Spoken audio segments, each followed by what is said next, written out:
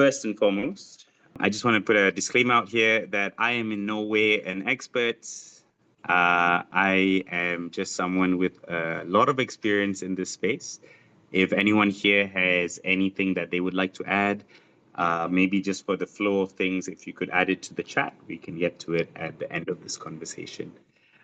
I also want to just mention that the UNFCCC is the only space that we are allowed to do actions or protests within the UN. This is a space that many comrades have fought for. And again, I am not an expert, but this is a space that we have had a lot of experience in, and I would like to share this experience with all of you.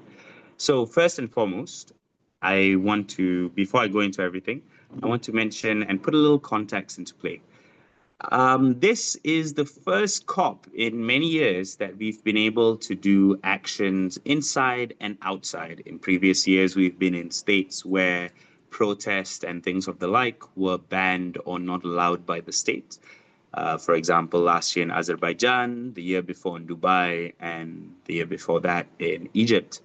These were states where we couldn't really do any protests or actions outside of the UN zone because, as some of y'all may know or may not, the UN zone is essentially a space which is outside of the country's laws and rules.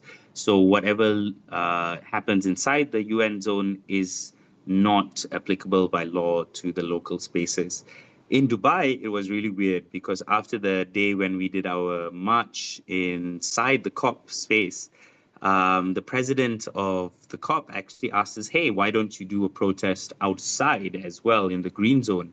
But we denied, and a lot of us in the coalition said no, simply because the people of the UAE were not allowed to protest. So standing in solidarity with folks, we did not want to do anything that would or could jeopardize different people locally. So this year, there's going to be a lot of protests outside the COP. There's going to be a lot of protests inside the COP as well. And I want to say for outside the COP, I think I saw Chrissy was here. She's been running an amazing session by the Safety Hub. Maybe, Chrissy, do you want to mention maybe when is your next dates? Because this is a really useful workshop to attend to find out about the rules and regulations outside of the COP zone. Inside the COP zone, there are separate rules, separate things that you have to do. These are things that require 1 day advance notice.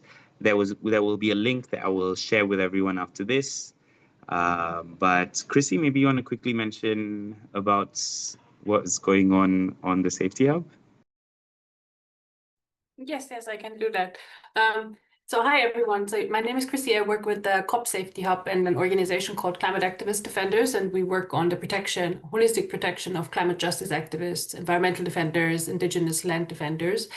And since COP27, we have been running this project called the Safety Hub to provide safety, security support on the ground as well, like when things are going wrong, when people travel home sometimes because they had a lot of exposure to media, it may have said things in a way that causes trouble at home.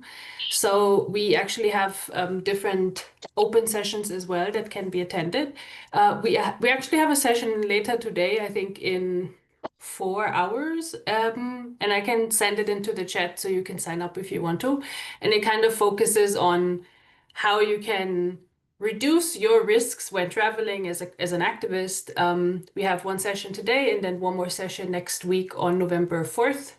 And yeah, we give a little bit of context, things you can do to mitigate your risk when traveling, and then like the protest rules outside the UNFCCC space and things that you should know when traveling to Berlin. Yeah, that's all.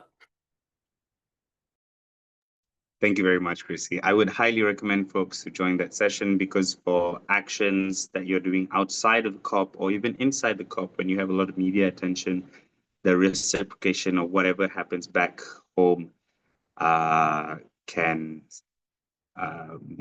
makes an impact and make a difference as well. And having those questions and already asking them can be really useful. I think they're in different languages, but maybe I'll let Chrissy answer that. But now coming back towards this. today's session, I'm going to be talking a little bit about inside and outside actions as well. Like I mentioned before, inside actions require permissions. They usually require at least 24 hours notice. If anyone has any questions about this, feel free to send a message. We can answer some of these questions. Someone from our team will be there on the 9th of November as well to answer any questions in person.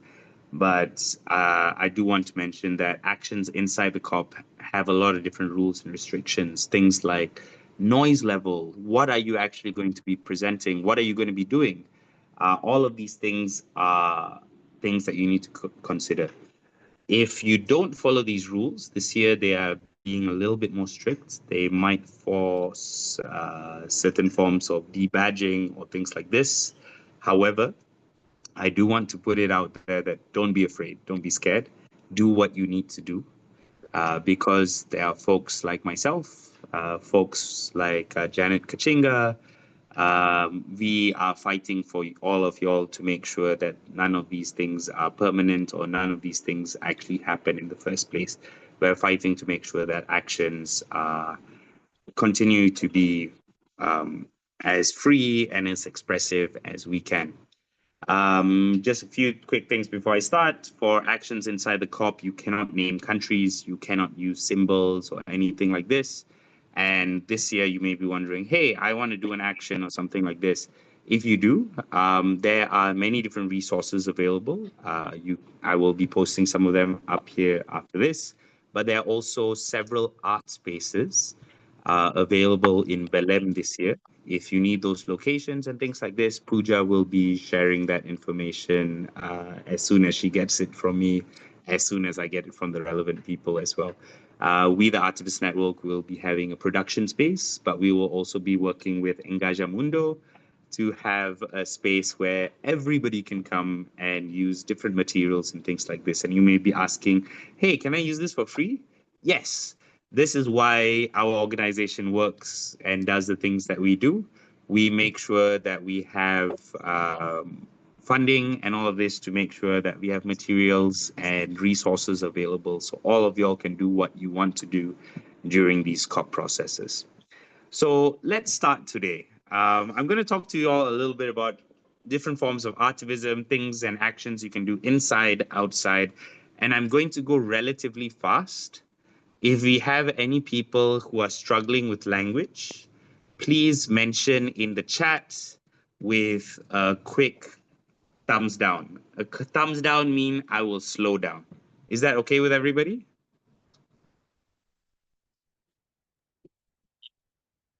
I will take that silence as a yes. So today I'm going to talk to you all about tools, tactics, and different principles of artivism. Artivism in general, we at the Artivist Network like to refer to it as any form of art culture that is used as resistance, as a form of challenge that involves grassroots, that involves civil society, that involves the people. There are many different forms of artivism out there. If you see onto the next slide, one form of good activism that we see in the next slide is something that reinforces the narrative of who has power.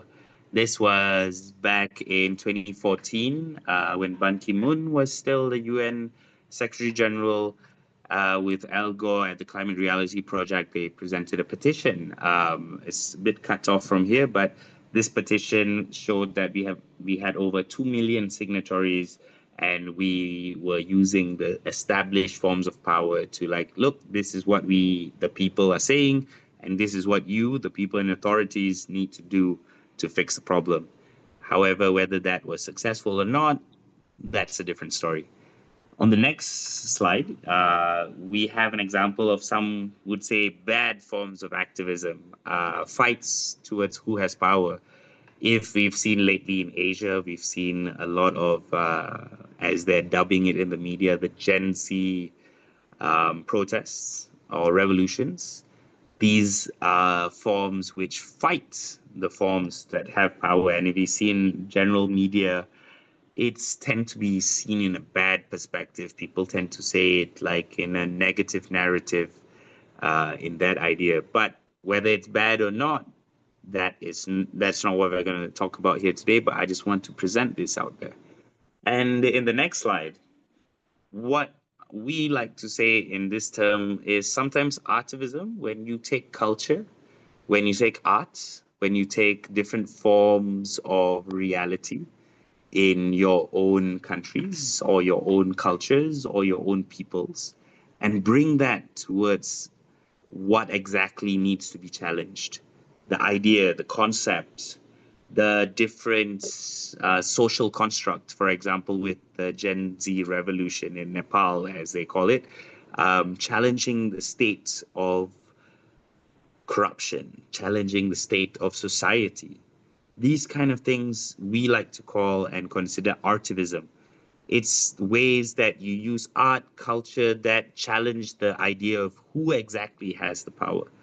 It not necessarily needs to be the means that create the change in itself. Maybe that's the things that come from this. But sometimes what you need to break that glass is art. It is people. It is the community. And these things that we like to take for granted, these are the things that we call artivism in that sense.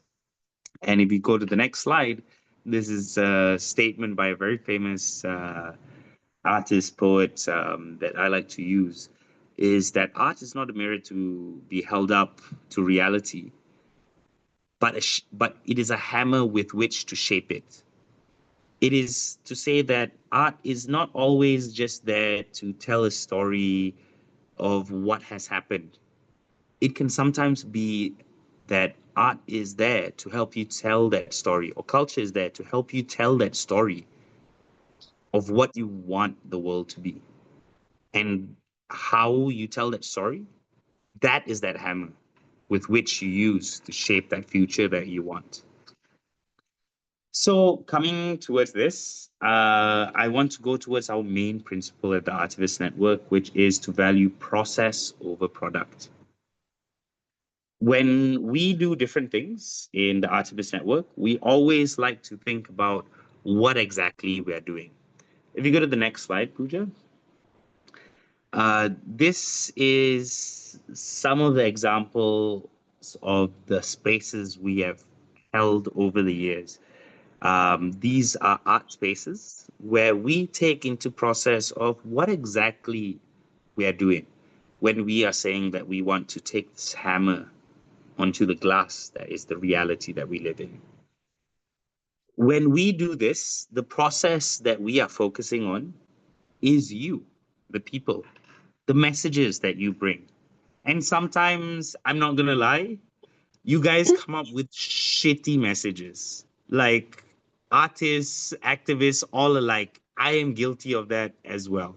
I come from a policy background.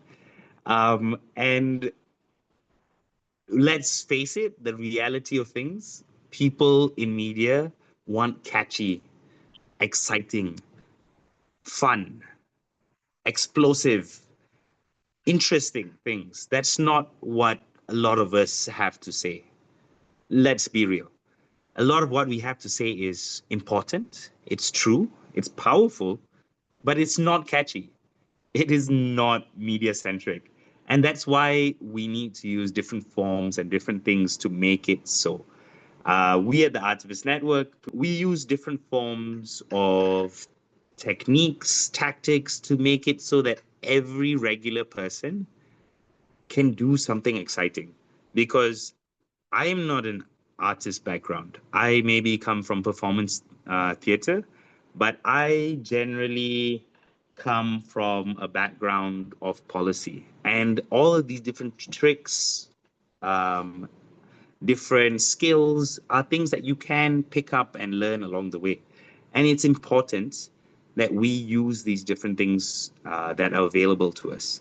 So some of the different things, as you will see along the way, these are some of the things that we at the art space try to provide for anybody. We try to teach you different skills, different activities, show you different websites. Again, like I said, we're not the experts. We have experience, and sometimes that experience is enough to show other people what they can do along the way.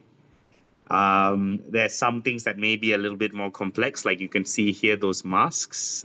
Here, this was also another performance that we had done.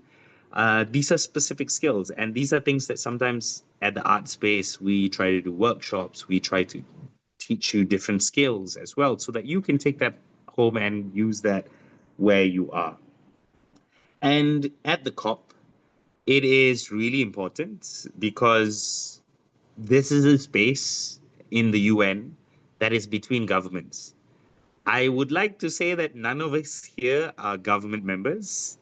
Pooja, maybe you can stop on the next slide. But if you're not, and if you are, regardless, the COP space is ridiculously problematic in so many ways.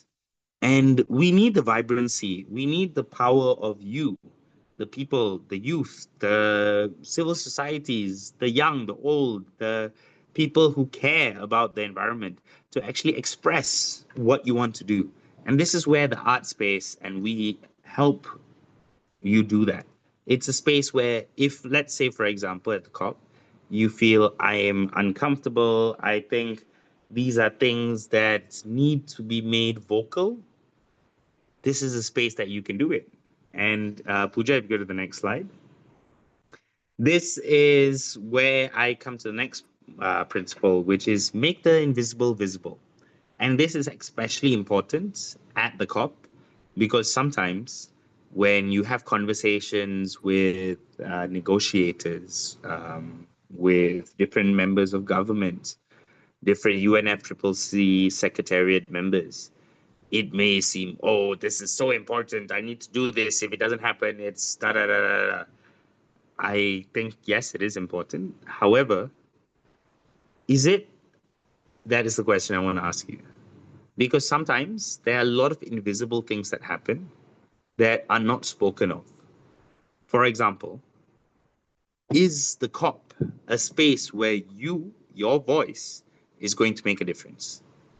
I don't want to discourage anyone here, but a lot of times these spaces are conversations between government to government. We as civil society, yes, we can make noise. We have made changes in policy because of the actions we have done at COP. But a lot of times, sometimes it's also about doing what makes sense for you back home. Whether you are making the voices of the people oppressed back home relevant towards what's going on here in the COP. So the next few slides are some examples of different tools and tactics that we have done at different COPs to highlight different things. For example, this was done in Spain during the Madrid COPs, which was COP 25 in 2019, when it was supposed to be in Chile, then it moved to Spain. We went and plastered banks to focus the issue again around funding and finance for the climate. The climate crisis needed our focus on this, and at that year specifically, there was a lot of talk about other things and no one specifically talking about the loss and damage, the different things that people are doing, and also at the same time, the funding that is still going towards fossil fuel companies. If you go into the next slide, this is also another picture of wheat pasting, essentially with different posters that we had done. I think you can play the video if you want to, Pooja.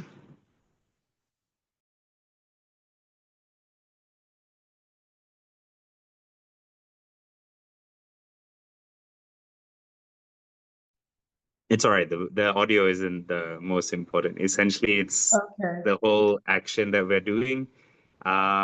This was done in an art space in Spain. We did the different things that you saw were pasted earlier.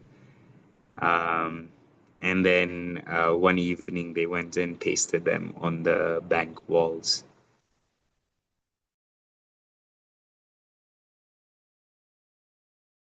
Did you just do it, or you asked the permission to the bank for pasting these Of course, pictures? we didn't ask for permission. This is not something people would give permission for. Um, there's different forms of risk and assessments. I am not going to go into that today, but I would say this is something to check with your different groups. Or if something you're not sure about, feel free to reach out to me. I will send my email later and you can contact No, us. They'll be more than happy to do. I think it's a cool advertising. If ever the bank was behind it, it could have actually sponsored it, so, to show there is an ethical bank, for example. So that's something that you might want to think for the future. Yeah, no, it's exactly what we did actually. We did do that. The whole goal was specifically against this bank, and we did do it in that way. And that's why the specific tactic that I put here is that it's a disobedient street art. There are repercussions. Like if we were caught, again, I'm not admitting that I did this in any way or form or matter, just because it's recorded. But this is a form of disobedient street art. This is a form that could get you fined, arrested, etc., and it depends on your different risks at hand. And this is based on a specific campaign as well. So again, then just showing you some different tactics as we go along the way. But thank you for that comment. Moving on, this was also another thing that was done during a previous COP. I think this was done in Amsterdam or in the Netherlands around the time when the COP in 2009 in Copenhagen was happening. Denmark, sorry, not Dutch. And this was done in a museum that was highly funded by, if you go to the next, sorry, this was done in the British Museum. Yes, this was in a form of human banners using umbrellas, and this was like a form of intervention in cultural space. And again, the media tactic was specifically towards press outreach. I'm going to be mentioning some of these. Sorry, I forgot to mention that earlier, of the different tactics and the different tools that we're using. But these are the different things that we're doing as like we are targeting different people, which is one thing that I want to put into perspective as well. There are many different tools, there are many different tactics, and there's also many different people that we can focus on. And Pooja, if we go to the next slide, this was along the same idea of the same place, is that we wanted to create a strong media attention around this. And this was actually around the time when BP had just or were about to renew their funding for the museum, and we hoped that the museum would drop it. And that may not have been successful at the British Museum, but if you go to the next slide, the Van Gogh Museum actually was dropped by Shell because we actually did an action in there. The previous slide was actually at the Van Gogh Museum. And this was where we did a giant banner with different forms. And again, this is disobedient art. Our members were arrested for this, but thankfully, the Van Gogh Museum did not press any charges, so nobody was arrested in long term.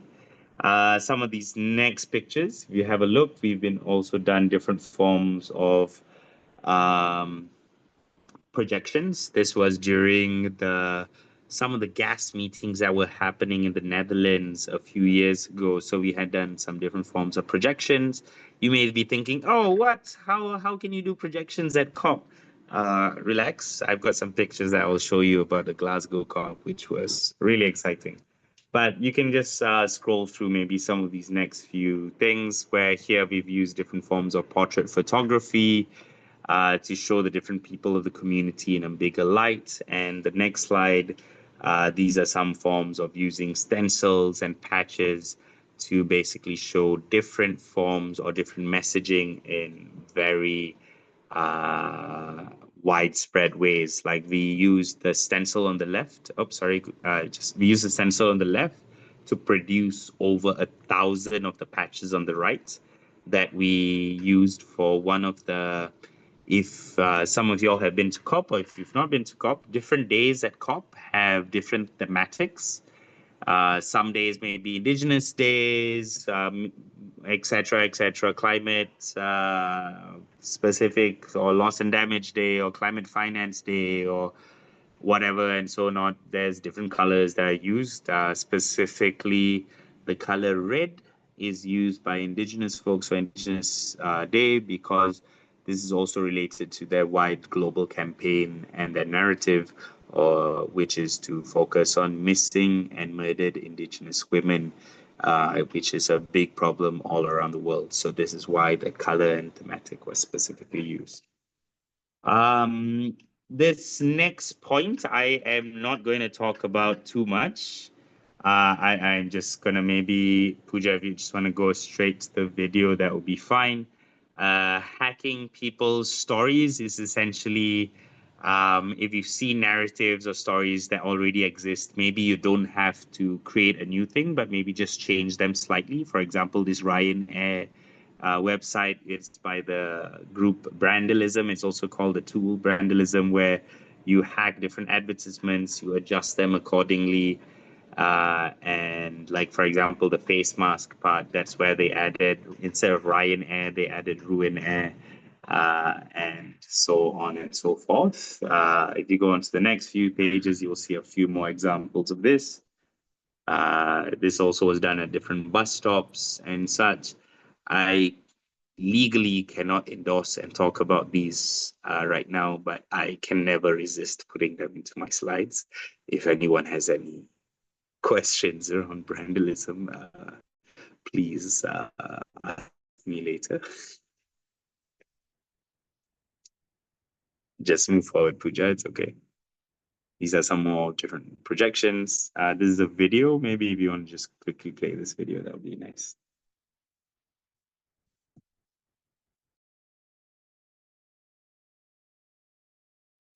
Can you hear it? No, I don't think we can hear it, but I think this actually might be a bit long. It's essentially how to do a guerrilla projection. We have the tools and equipment. Any of y'all in Europe, feel free to get in touch with us. We will be happy to help you with this. We have a really amazing projector that we can show you some examples of shortly. But if any of you are in Asia and stuff like this, get in touch with me as well. We have many different renting options in many different countries. Moving on to the next slide, Pooja. So this comes to another part of things. At COP, can I ask a quick question to everybody here? What is your main goal at COP? Anybody, just unmute yourself and just say it out loud. Your main goal at COP. Use music to spread the message that we need to protect the climate. Okay, spread the message. All right, anybody else? Actually, I have the, sorry, go on, Alice. Oh, sorry, because I don't see anybody, but my message is to highlight the role of creativity actually in like rethinking different futures. Okay, I like creativity. Anybody else? Yeah, mine is for the Bem Viver economy. So we need to build financial mechanisms to incentivize people to connect to arts and have this language interchange. All right. So, okay, 3 people who have mentioned this have mentioned important things. But what is the thing that connects all of y'all? Is very simply this: media. The people at COP, all of y'all that are going there, I don't want to like say this nonchalantly, but I am. The things that you do at COP are important, but they're usually more important for the things that you do back home. To highlight this, to highlight that, to focus on this issue, to focus on that issue. That's really important. But the most important thing is that the media catches what you want to say, So sometimes it's really important for you to show what you want to do and not just speak it. Do you get what I'm saying? So if you go to the next slide, Pooja, these are some forms of different public performance. To the next slide. It's really jarring. It's really in your face sometimes. This also is a really long video, but we won't go through the whole thing, but it's eye-catching. It gets your attention. Yeah, you can just forward through Right some now of we're this. outside the Little Regent Street shop, and a ridiculous amount of time. Very soon there's going to be a decision as to whether to grant that extra 10-year delay, and we say that cosmetics don't need to be tested on animals. Lush has never done it, and there's no damn reason for anyone else to do it, and we're really angry. All right, if you could go to the next slide, Pooja. These are different forms of public performative art. Messiah, who's here, as you can see in the picture, this was one action that we did in Dubai, where we marched in a procession from one place to another. And Pooja, if you don't mind going the slide before, we had these amazing fire dresses that we took a long time to get permission for to walk within the COP space. But these attracted a lot of media attention. It attracted so many different people. If you just jump to a few different slides forward, you can see that we actually got this slide, this action actually got over 300 million hits all around the world. The unnatural hits got like over a billion, whatever, but the natural hits got like a lot. So this is the type of things where like sometimes showing what you're gonna do, being more performative, being more attention grabbing, sometimes can get you your attention. And again, this is why I really feel it's very important to join the COP30 Safety Hub briefings as well, is because during those briefings, they will also talk to you a little bit about how and what you can do and how these things can impact you back home. Because these different actions, they are performative, they help you highlight different things, and it's important to use this highlighting for your different actions back home, for your messagings, for the things that you want to do. So it's really powerful to link the different messaging that you have at COP with the struggles and the fights that you have back home. There are many different ways to do things in beautiful, performative ways that can get a lot of attention, because at the COP, this is one advantage, is that there's going to be a lot of media.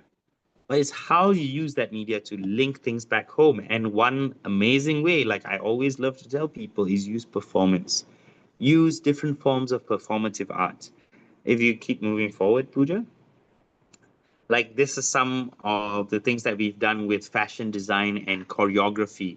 In essence, for those of y'all who are in Egypt or in Dubai, or even last year in Azerbaijan, you may have seen some of these different forms of public performance.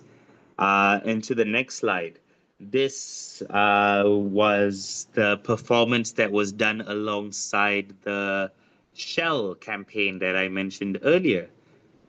If you go to the next slide, they had drank different forms of, or things that look like oil with the Shell sign. And this again was a different form of performance art that was used. And onto the next few slides, Pooja, you can see how, what you want to do and how you want to do it. And again, when you do performative arts, it's always very important to frame things in a way that make sense or that look correct or look powerful.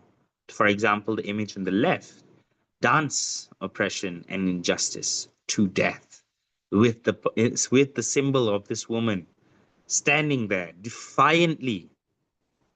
This was the framing we were going.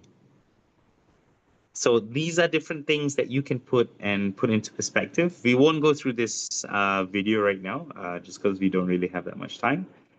Moving forward to the next few slides. I'm not going to talk about clowning so much, but any of y'all here who are interested, Clowning is an actual thing. It's a form of its own form of rebellion. There are different forms of clowns. The pink-nosed clowns are folks that deal with cops, green-nosed clowns, red-nosed clowns, black-nosed clowns. It's a whole movement. I'm not going to go so much into it. I'll maybe leave different people to talk about it at different points in time. But coming to the next point, which is really important, is to change the logic of the space and time. In COP, like I mentioned before, and I've said, these are spaces between governments. In the past 3 years, they have really let us know it. They have really told us this is only for government to government. It is not for civil society. It is not for the people. This is how UN agencies, governments do things to oppress you without you even knowing. By putting conferences like this in spaces where you can't do protests, you can't do civil society actions. Why on earth was the world's largest climate conference for the past 3 years in oil states? Can anybody here explain that to me besides the fact that they wanted to make money? If you can, I would pay you a lot of money and you can take my job.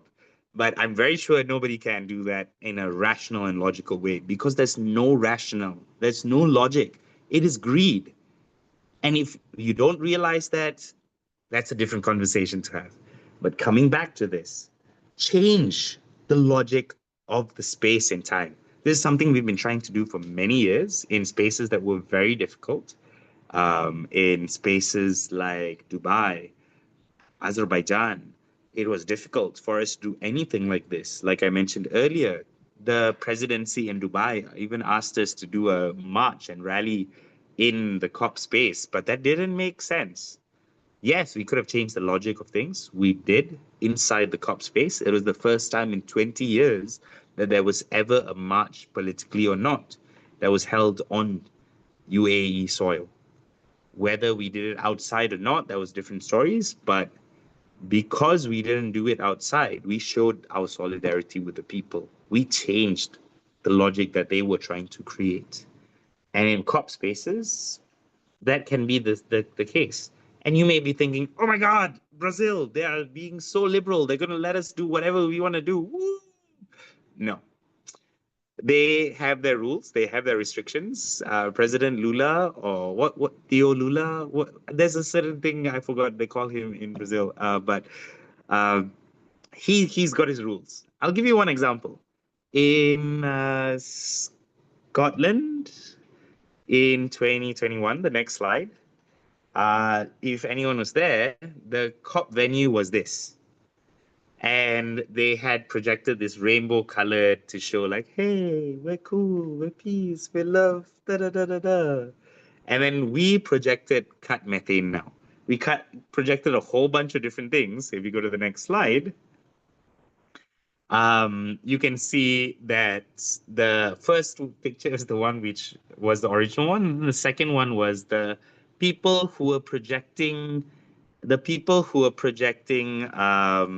onto the venue itself, those different colors. They were like, go away, get lost, don't do this, da, da, da. And this is to show you, Scotland is a relatively progressive country, by the way. I mean, in a lot of ways. But this was people in there and they were like so pissed off just because we were projecting cut methane now, even though it was completely legal to do that. And different forms of folks were upset about that. So sometimes it's about changing that perspective, changing that place, questioning what is going on. The next slide, this was done in, if I am not mistaken, this was either done in Hungary or it was done in Kiev. I can't remember the exact location because I have an exact picture of these two different locations. But this again was to use a guerrilla projection to disrupt the regularity, to change what is the image that you as a people see. If you go on to the next image, another form of doing this is using different forms of community mural painting. We have different forms of tools and tactics that we use to change the concept of some of this. These murals, it's not in this image, it's actually a little bit to the right.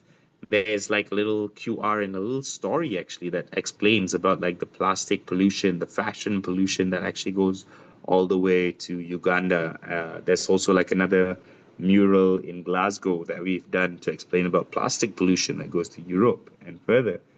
And these are different forms of changing how the spaces that you are and what you actually view. And some may say, okay, these are cool, these are interesting, but they only work in certain ways. But we can come up with different forms and different things to make things work. For example, in the next slide, and the next few slides actually, we have come up with different forms and tools to use actually light banners. These were actually done in Dubai and the fossil fuel era, and like these two images were taken in the COP in Dubai. Love, Resist, Divest. I can't remember where specifically, but this was taken also around the same time as the COP. Into the next slide, these were different tools that we had used in the COP in Poland to explain and use for our protests at night. And these are different forms of reclaiming different spaces at different points in time. And if you jump to the next few slides, you may see like, oh, what are these big inflatable bricks? One next slide, please. Sorry, one more. These inflatable cubes were a tactic that we use at the Artivist Network. This is the first time we had ever used this, and this is actually the first picture of this deployment. Excuse me. Of this deployment. We made these big inflatable cubes, and then we tossed them towards the police. As you can see in the picture, the police were with their batons, and they were like, ah, and then they hit it back. And then it ended up bouncing back towards us. Then we hit it back towards the cops. And then the cops hit it back towards us. And the next thing you know it, we're playing volleyball with the cops. The cops, with their tension of coming like, I'm going to arrest you, ended up being like, hey, ooh, ah. And we changed that space. We changed that location. We changed the narrative that was there of like, hey, I'm coming here to queue up, to what on earth am I doing here? You know, I'm having fun with these protesters. It's a whole different form and different ball game. And so that's why, like, there's a lot of different ways and different things. So if you want to just fast forward a little bit, Pooja, to the tool part, this is like a different form or different tool that we have used in different ways as well, like with making gas pipelines. This was in Poland as well. And yeah, making inflatable objects, because you can own and redesign these spaces in that sense. And all of the different things that I have shared with all of you are things that you can do in the COP. You just have to be very creative. You need to make sure, you can just go to the last slide, Pooja. You can be very creative with however you want to do it, but I will just reiterate the main points, the rules and everything. I will send to Pooja to send to everybody.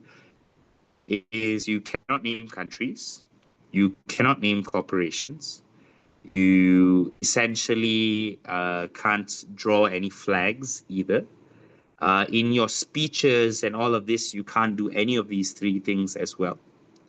But there are different ways, like I've shown you all in this past 1 hour, of like making shirts, making inflatables, making things that reference them in different ways. And all of this you need to fill up in an action form. You even need to say how loud you're going to be. If you're going to be very loud, you need to say it, and it's fine. Say to them, you're going to be very loud. We have an ally who will be in the UNFCCC Secretariat, even though they are, you know, Achab or Cops are bastards, but we do have allies who will be able to help us within these spaces in different forms and ways, but don't expect complete subservience from them. They, at the end of the day, want us to do things to make their lives easy. Never make their lives easy. Do what you want to do. And in terms of actions and protests inside, there's a lot more different things that you need to consider. feel free to reach out to me or reach out to our organization on these different email addresses here. You can also replace Malika with Amalen, Amalen, at artivistnetwork.org.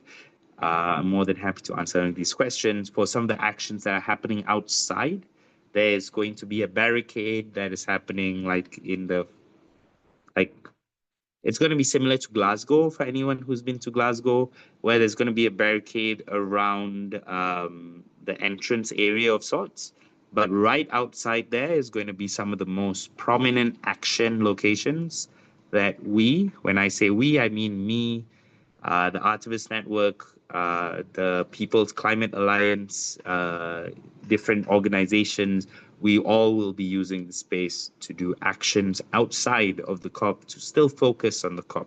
Because as I mentioned, inside the COP, there's a lot of rules because we can do whatever we want outside the COP. We don't have to follow their rules. We can name countries, we can shame them. All these people have to go to COP every single day.